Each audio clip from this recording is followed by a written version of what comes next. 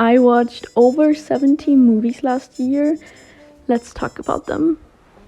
I didn't log all the movies I watched last year. I started taking Letterboxd seriously in July, I think. Before that, I logged some movies, but not all of them. Starting with February the 5th, which was a rewatch of All of Us Strangers, released in 2023, directed by Andrew Hay, starring Andrew Scott and none other than Paul Mescal, which will be a running theme this year, next year, the years before that, and every continuing year. This was a rewatch in the cinema as well, which means I loved it, of course. I give it a 5-star. It's this beautiful story with such a interesting grief portrayal, and it kind of made me vomit, but it kind of made me want to vomit, but in a good way. So make of that what you will. It's also gay and talks about childhood in such a complex and lovely way. It just made me bawl my eyes out, and if you still haven't watched it, get moving. Then, February the 13th, I watched Upgraded 2024, directed by Carlton Young, starring Camila Mendes and Archie Renault. All I had to say for that movie is Bisexual Crisis. I gave it 2.5 stars. It was fun, don't get me wrong. But there were a lot of things that could have been done better. But yeah, Camila and Archie, Bisexual Crisis again. Then, on the 20th, I watched Lisa Frankenstein. I saw this one at the cinemas as well as like a sneak preview before it got released in Germany. It came out 2024, directed by Zelda Williams, and I give it a 4-star. It changed over the past few months. When I first finished watching it, I gave it 3 stars, then I bumped it up to 5, and now it's on 4. And yeah, I loved it. It obviously is reminiscent of Jennifer's Body, and it was fun, and my review on Letterboxd was something along the lines of I love when men don't talk. It's starring Catherine Newton and Cole Sprouse, obviously, and just the costume design was incredible. I loved all of Catherine's outfit. I don't even remember what I was just about to say I don't remember what her character was called, but she's literally called Lisa Frankenstein. And on the 26th of February, I watched 3 movies, and the first one of that being Eileen 2024, directed by William Oldroyd. Gave it a 3-star. It was nice. I loved the cinematography a lot. I just wish that it was directed by a woman. And it's a book adaptation, and I read the book beforehand. Like the book, like not a big fan of it, like not the biggest fan of it, but I did like it, and I loved the author. So I was excited to see this beautiful cast. It starred Thomasin McKenzie and Anne Hathaway. They were lesbians. Then I watched Anyone But You 2023, Will Gluck. I was not sure if I wanted to watch it, but then I did end up watching it. I gave it 2 stars. It just confirmed that I'm in love with Alexandra Shipp, which will probably never change. And it stars Sydney Sweeney, obviously, and Glenn Powell. It was fine. It wasn't that bad. It was kind of bad. Next one. I watched May December 2023, directed by Todd Haynes. Gave it a 3.5. I don't remember much. I just remember the feeling that these actors deserved all the awards. The acting was that breathtakingly beautiful. No, the plot was also fantastic. I just think it felt a bit slow, maybe. But all in all, very good, and I hope the actors get some awards, because award season is obviously on its way. And it's starring Natalie Portman. It starred Natalie Portman, Julianne Moore, and Charles Melton. And all my love to the ladies, but Charles outdid himself. In March, I apparently only watched 3 movies, but I don't think that's accurate. On the 1st of March, I finally watched Poor Things 2023, directed by Yorgos Lanthimos. I'm probably butchering all of these names, but what am I supposed to do? Gave it a 3.5 as well. I think I've maybe bumped it up to 4 now. Not sure though. This again, the same as Eileen, I would have loved a female director. This is a running theme, because at one hand, if you've seen Poor Things, you will know what I mean. I thought it was a very interesting take, but some of the scenes would have made me feel more comfortable if I knew this was directed by a woman, if that makes sense. I would have loved a female take. And I'm sure there were wonderful females credited and whatnot, but yeah, sometimes I just get the feeling that a female would have done better. 10th, I watched Damsel 2024, directed by Juan Carlos. I gave it a 1.5 stars. I gave it 1.5 stars. I want to say I love when girls get their revenge, and preferably with a dragon by their side. It's obviously starring Millie Bobby Brown, and yeah. The 24th, I watched Bram Stoker's Dracula, 1992, directed by Francis Ford Coppola. And let's just say I love this movie. This was a rewatch. Obviously, I give it a 5 star. I love this movie. It can do no wrong. I love Winona Ryder, which it stars, and Gary Oldman a lot. And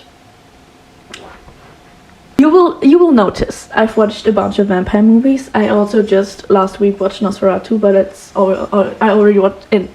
It's too late because I watched it in 2025. But if you want to hear my thoughts, I'll let you know, because you could call me a vampire connoisseur. Whatever. Then in April, May and June, I didn't log anything.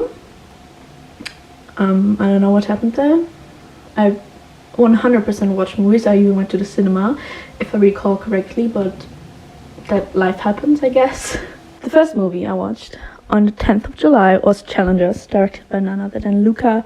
I'll never be able to pronounce his last name. 2024. Big fan of Luca's work. I love Call Me By Your Name a lot. I gave it a 4-star review.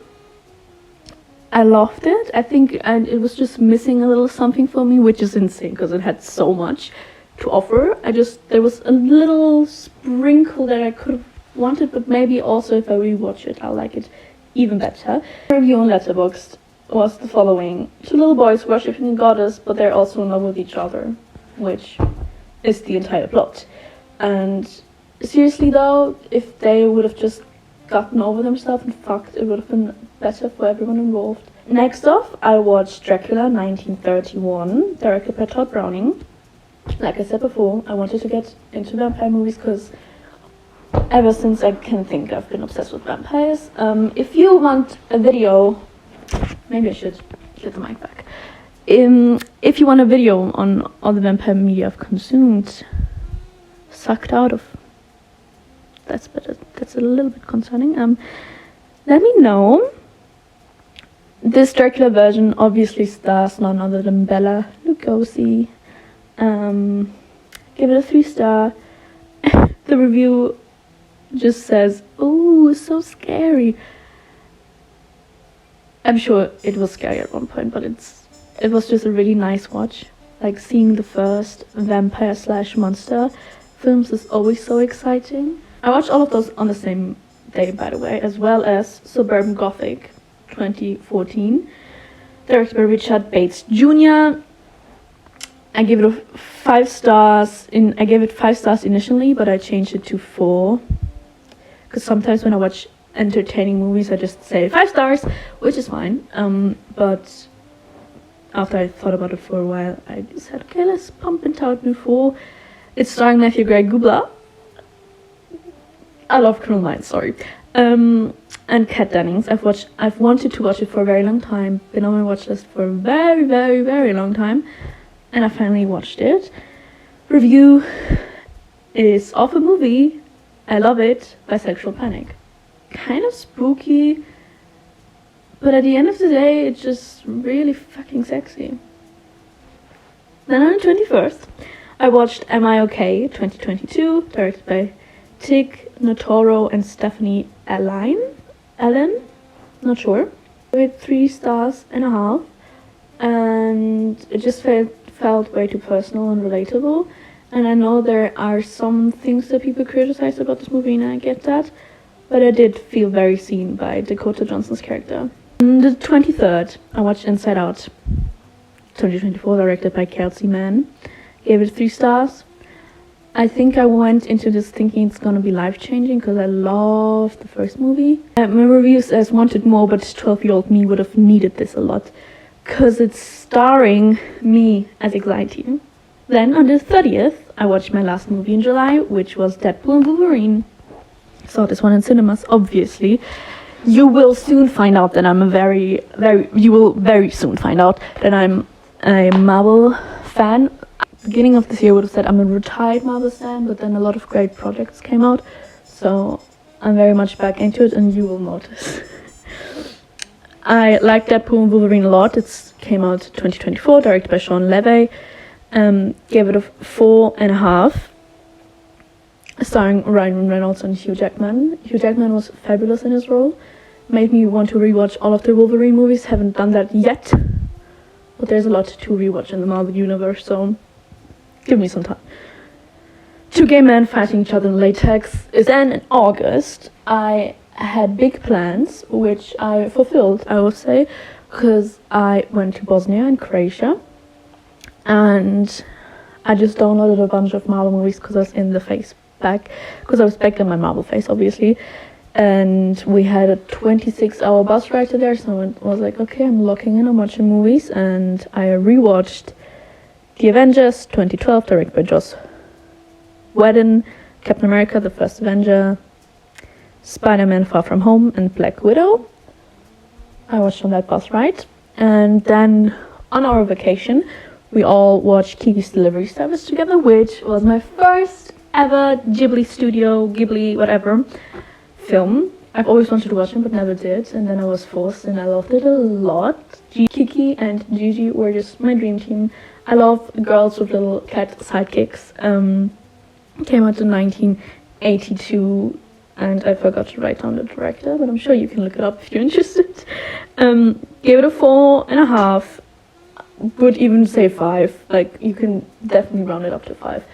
It was so fun and cute and wholesome and comforting, and I will be rewatching these. And yeah. And then I came back home from vacation on the 20th and rewatched every single Twilight movie.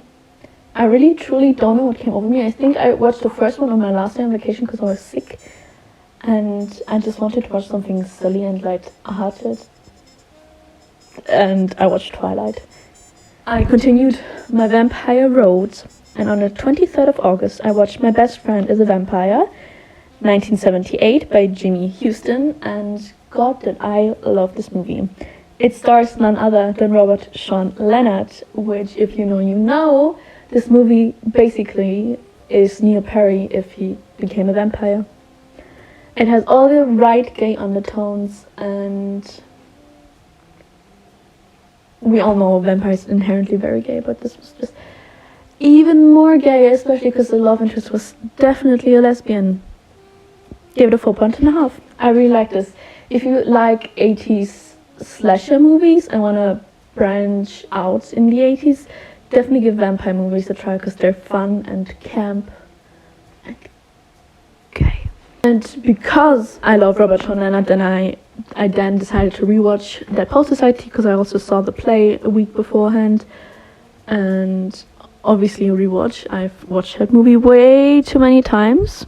It stars Robert Sean Leonard and Ethan Hawke and Robin Williams, obviously, and God, do I love this movie. 5 stars. Obviously, if you have never seen or heard of this, what the fuck? No judgment though, but please go and watch it. I've never met a single person who did not enjoy this silly little gay movie. You can't tell me it's not gay. The last 2 movies I watched in August were, first of all, Death Becomes Her. Came out 1992, directed by Robert Zemeckis, starring Meryl Streep and Goldie Hawn and a lot of other people. I've wanted to watch this movie for a very long time, and then Sabrina Carpenter released her Taste music video, which is inspired by this movie, so I finally did it. It was fun, gave it 4 stars, I believe, and all in all, I just have to say that I support women doing wrong things, if you would call them wrong. I don't know if you can tell by all of my ratings, but if a movie entertains me, but it is bad, I will give it a high rating. But if a movie Like, you know, my rating's all over the place. But I do enjoy a bad but entertaining movie a lot. I'm not saying Death Becomes Her was a bad movie, though it's a great movie, actually. Then I rewatched Beetlejuice, directed by Tim Burton, came out in 1988. And I'm a Tim Burton fan. Love Beetlejuice. This was a rewatch, obviously. Love it a lot. Love Michael Keaton. As you can tell, I love Winona Ryder. I also wanted to watch film bro movies because I just like to annoy men. I watched The Color of Pomegranates. I love pomegranates, and it came out in 1969, directed by Sergei Parajanov, I think. Is that how you pronounce it? Probably. I was very unsure how to rate this movie because yes, I did love the cinematography a lot. I really think you could have pressed stop at any given moment and it would have been a beautiful shot. I first think I gave it 3 stars and then now it's at 2.5, and I had the most entertaining part was probably scrolling through the reviews, because there were a lot of men writing essays about this movie, and just because they loved it so much I kind of wanted to hate it, but I did like it. That my favorite movie was the Angel of Death scene, and for that scene alone I would say go watch this movie and to make up your own mind about it, because I would love to talk about this movie with someone. I watched Anne of Green Gables with a friend of mine, 1985, 3.5 stars, starring actors. So then I again rewatched Beetlejuice, the first one, with my mom because she's never seen it, which is insane. We don't need to talk about it again. And then Beetlejuice came out, went to the cinema, came out this year, directed Tim Burton, cast Michael Keaton, Jenna Ortega, Winona Ryder, Catherine O'Hara. You know the cast, you know about Beetlejuice. Came out last year, obviously. The second I got out of the cinema, no, I think I even did it in a cinema, I locked it and gave it 5 stars. And I'm not changing it just because of the high I felt after. I thought it was so entertaining and I had such fun and childlike joy while watching it that I'm not going to change it. I don't think it's as good as the first one, and I don't think it needs 5 stars, but just because of how amazing I felt afterwards, I'm not changing it. There are many things wrong, there were many things absolutely great about it. Then I was on a bit of a run. It was September, we were getting close to Halloween, and I love Halloween. If there's one thing you need to know about me, is that I love vampires and I love Halloween. Which I rewatched the following 4 movies. Sweeney Todd, The Demon Barber of Fleet Street, Sleepy Hollow, The Nightmare Before Christmas, and Casper. And I love Christina Ricci so much. October, and I didn't watch any Halloween movies for some reason. I first off watched It's What's Inside, came out 2024, directed by Greg Jardin, I think Hardin. Wonderful cast: Brittany O'Grady, Gavin Leatherwood, which I love. I love Chilling Adventures of Sabrina, and I think it was nice. I had no, like, it was a bit silly, and I think if you're like a food critic, a film critic, there were some things to criticize about it, but I'm just a girl and I liked it. It was fun. I liked the concept. Some things could have been done better, but it was insane and funny and silly, and it didn't take itself too seriously, which I enjoyed. 3 stars. I watched my next Ghibli Studios film, which was The Secret World of Arrietty, and this is my favorite one so far. It was so sweet and comforting, and the cinematography was great, and the animation, it was so sweet. And then I found out that Tom Holland synchronized this in English, and I went a bit insane. It was so funny, and I kept on saying, can't really explain it, I haven't got the words, you know.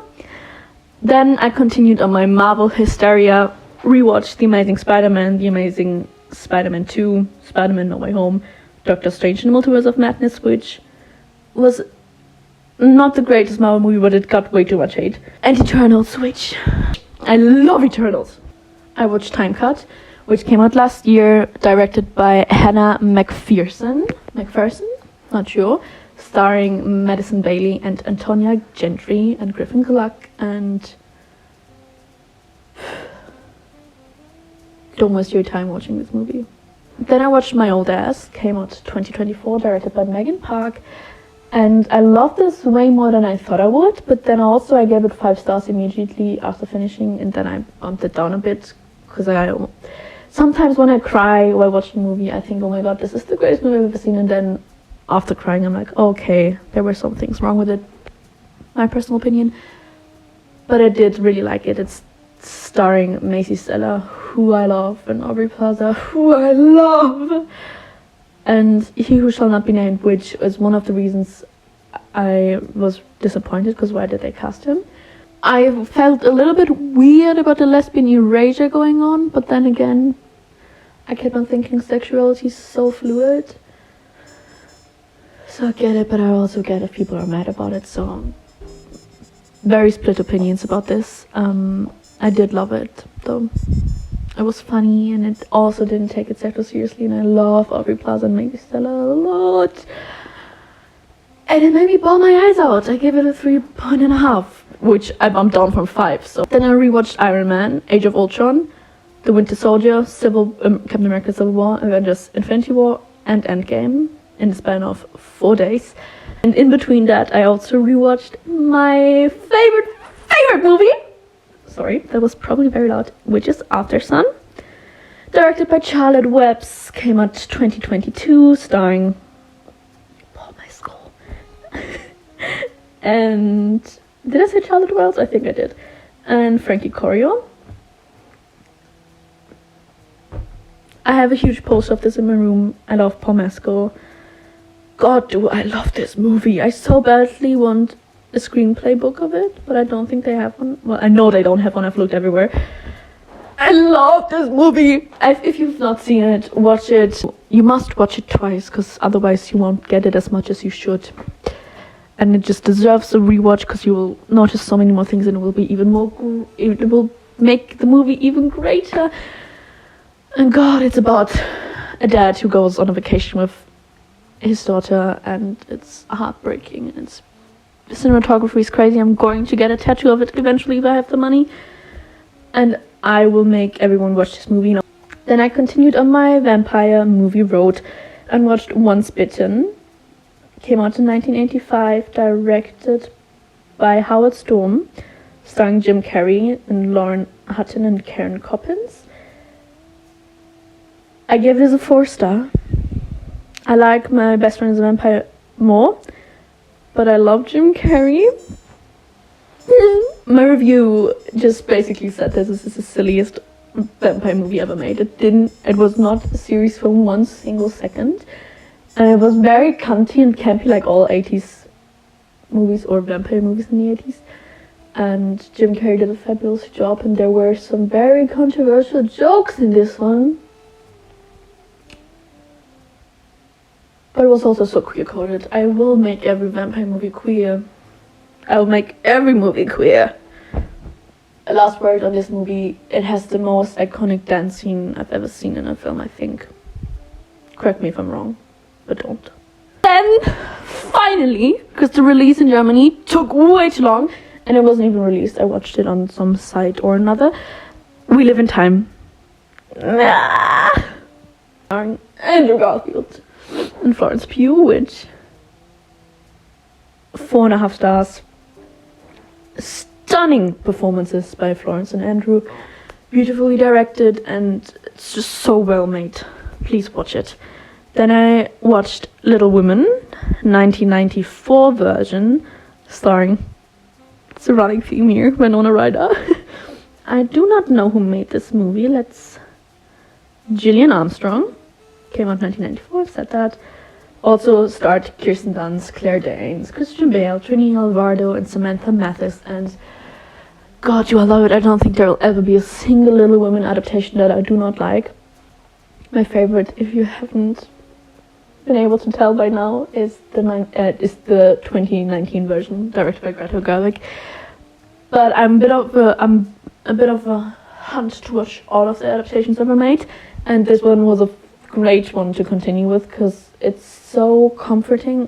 as they all are, and so beautiful. And the cast was perfectly casted, and it was the best movie to watch during the winter time because it has that winter Christmassy feel, and it's not too exciting. It's just very sweet and comforting and makes me want to bawl my eyes out.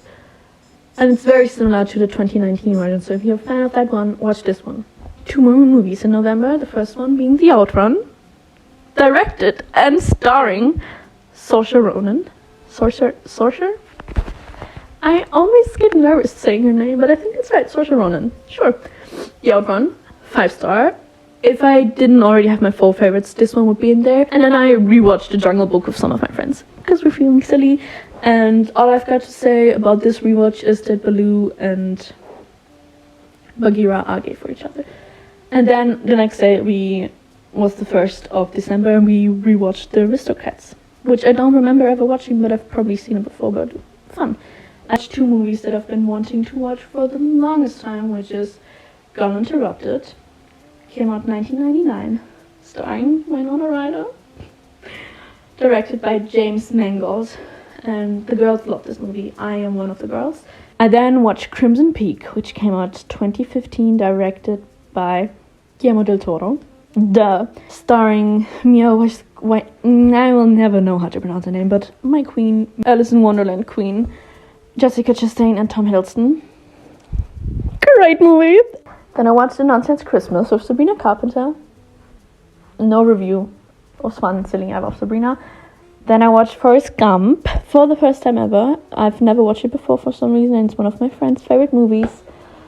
So I finally watched it with them. And just by the fact alone, how much they love it, I loved it for that reason. And in preparation for Nosferatu, I finally watched The Witch, directed by Robert Eggers. Came out 2015, starring Anya Taylor-Joy and many other people that don't matter. I'm kidding. Gave it 4 stars. Wasn't as scary as I thought it would be. Was very cinematically beautiful though. A running theme. I don't think I've watched a single bad, like really horror. Well, damsel. And Robert Eggers is fabulous, which has been confirmed by Nosferatu. Then I watched Sweethearts, which is this Thanksgiving story which came out last year for Thanksgiving, directed by Jordan Weiss. And I watched this because I love Kiernan Shipka, because I love Sabrina, and it was funny. It was silly.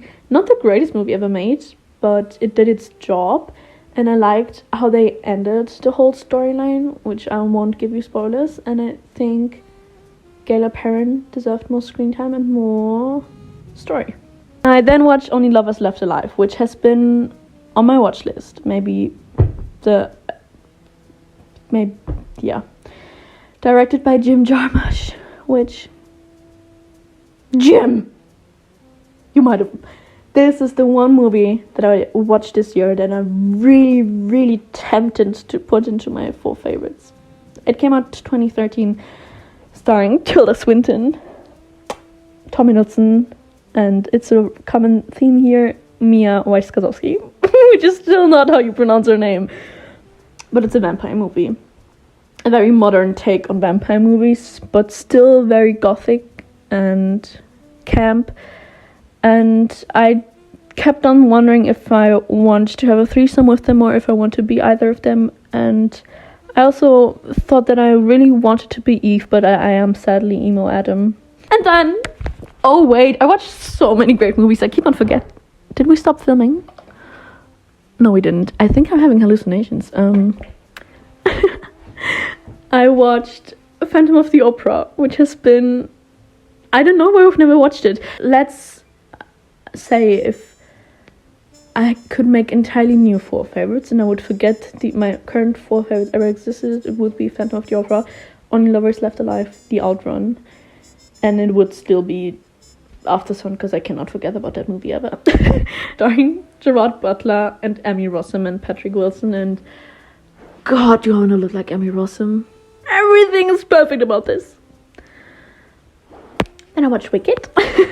And to be honest, I went into it thinking that I'm not going to like it as much, because I thought it was maybe overhyped, which I get it, theater kids, I am one as well. I love Wicked, the musical, and I did like the movie. I just didn't think I would, but I did like it. And I even shed a few tears. A few is underestimating the tears I shed. All I want to say is that Glinda and Elphaba should have kissed. Which is very similar to what I will say about the next movie I watched, which was Harry Potter and the Prisoner of Azkaban. And the characters that should have kissed Remus and Sirius. And Harry and Draco. Fuck J.K. Rowling. Fuck that bitch, okay? My favorite Harry Potter. And I re-watched this with one of my good friends, Rin. And we had a good time. We quoted the entire movie while watching it. And the day after, I started the annual Harry Potter rewatch with my mom and my sister, which we do every year around Christmas time, we watched all of the movies. And then on the 29th, I rewatched Phantom of the Opera, and that's it! After that, we continued watching Harry Potter movies, but that was already in January of this year. Which, Happy New Year. Those are all the movies I watched last year. Hope you enjoyed. Please let me know your 4 favorites, and also maybe follow me on Letterboxd, which is Diana Fenceless. You can also follow me on TikTok, which is MoonHD. And on Instagram, that's not important though. I love Letterboxd, I love movies, I love cinema, I love film, I love actors. That was an interesting high note. And please give me movie recommendations. If you're like, oh my god, this girl should be watching that, do it. And if you made it this far, I'm so sorry for all the yapping.